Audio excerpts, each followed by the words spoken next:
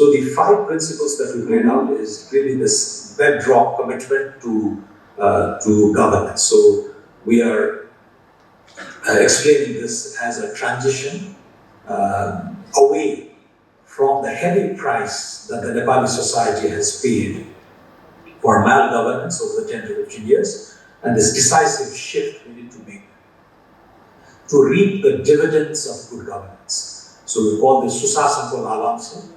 So that's the dividends of good governance that we want to spread and solidify and cement in the Nepali society over the next 5 years. But the early beginnings of that will happen it has already begun in our opinion, but the budget will make it much more credible and ensure that the good reforms that we announce are irreversible. So that's the approach. The second, obviously, is the restructuring of the economy. As you all know, and I'm sure you'll be discussing this and we'll discuss in subsequent panels, that the productive competencies of our economy have been eroded over the last 2 decades. We've become a completely remittance-dependent economy.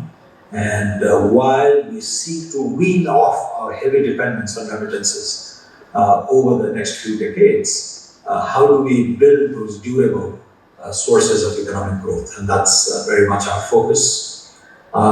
This country with an adverse terrain, beautiful, but very difficult to do business in. We need to connect it in multifaceted forms.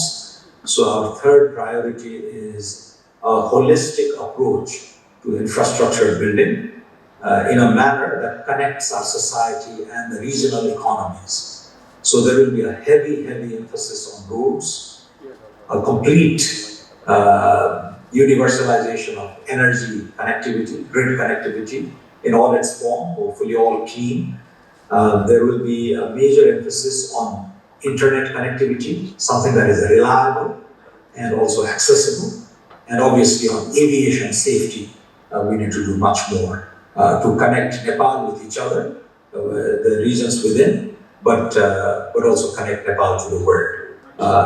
We could be doing much more in this area. So a unified approach to infrastructure building to augment connectivity.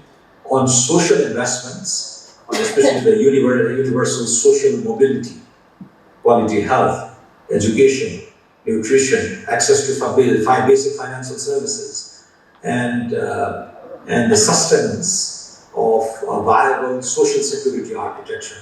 That's going to be extremely important.